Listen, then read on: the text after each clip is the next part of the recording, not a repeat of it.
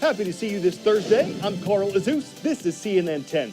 We have stories on health and technology ahead today, but before that, we're bringing you more details on Tuesday's U.S. midterm elections. Not all of the outcomes are known yet. Some of the races for House seats, Senate seats, and state governorships are still too close to call. But looking at where things stand for the next U.S. Congress, the big picture results for Democrats and Republicans are a mixed bag, and they're pretty much in line with what analysts predicted.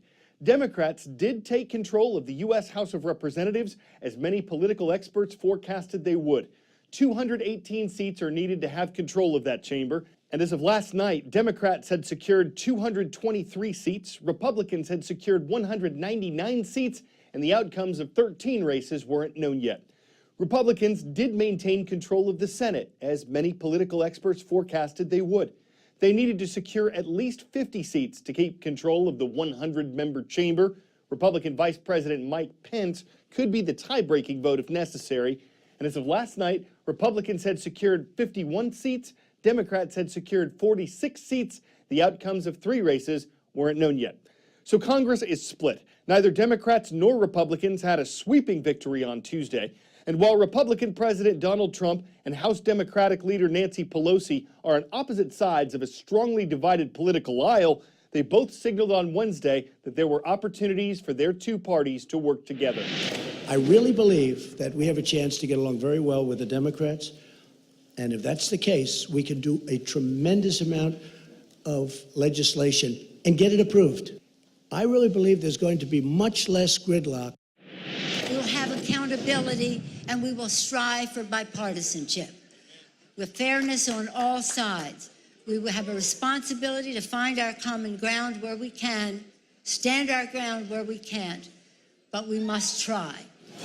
The next Congress, which Americans voted for this week, is the 116th United States Congress, and it will be seated on January 3rd, 2019. Democrats and Republicans had very different takes Wednesday following the sudden resignation of Attorney General Jeff Sessions. The former U.S. Senator from Alabama was an early supporter of President Trump, and as Attorney General, Sessions worked to carry out the president's policies on issues like immigration and crime. But they did not see eye to eye on the ongoing investigation into whether the Trump campaign inappropriately coordinated with Russia in the 2016 election cycle. And yesterday, Sessions sent a letter to the White House saying, quote, "At your request, I am submitting my resignation." Afterward, President Trump announced that Matthew Whitaker, the former Attorney General's chief of staff, would replace Sessions. Because Whitaker has criticized the Russia investigation, congressional Democrats called for him to recuse himself, to pull back from involvement in the investigation, as Sessions had done. Meanwhile, the top Republican on the Senate Judiciary Committee said the Justice Department was in good hands with Whitaker in charge. 10-second trivia. Which of these diseases was widely eliminated following the development of a vaccine for it in the 1950s? Spanish flu, leprosy, polio, or tuberculosis? It is the nervous system disease polio that has been eradicated in most parts of the world.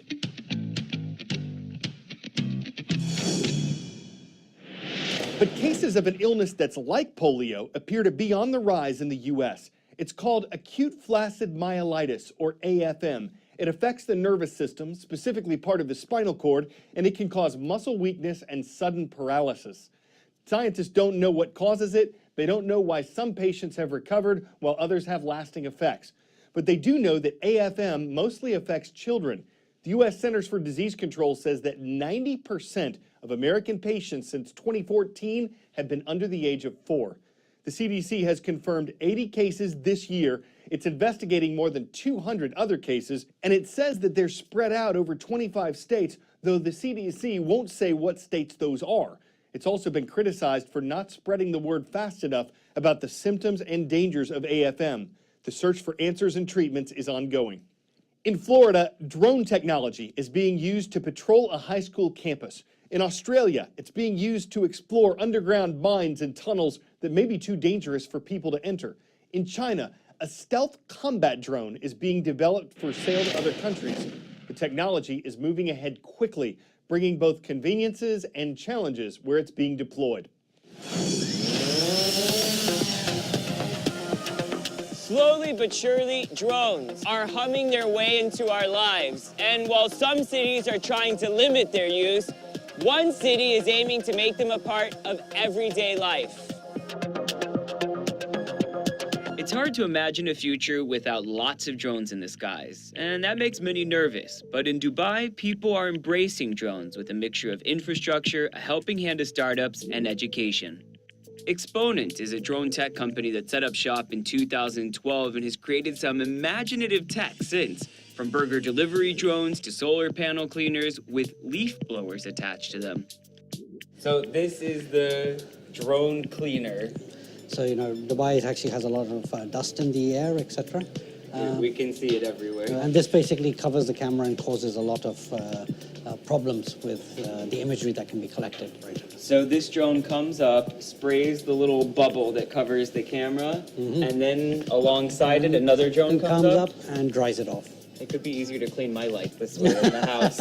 It sounds zany, but these are very serious applications related to the cleaning of CCTV cameras. What's the relationship like between Dubai's government and drone companies like yours? The Dubai government itself is one of the most prolific adopters of the technology. They've created an environment where the drone industry can really, really take off. What really makes Dubai stand out is how they're keeping an eye on drones in their skies.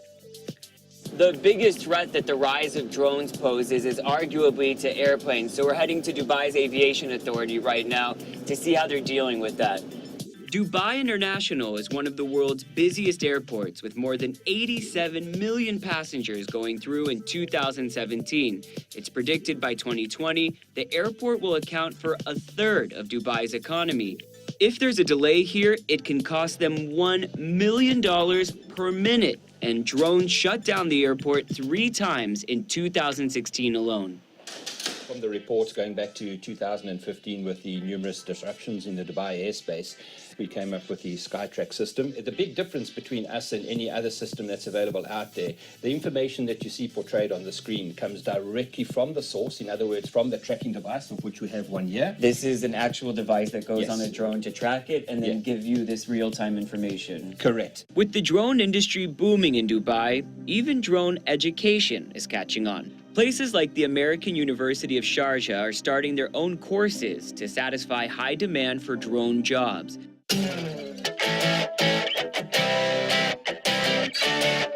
Well, we started with political races. We're ending with races too, but a very different kind. What you're about to see is said to have started back in Colorado's mining days when burros were used to help carry supplies. Today, they're used for their speed. Turn around. There we go. We want this side. Burro racing is, wow.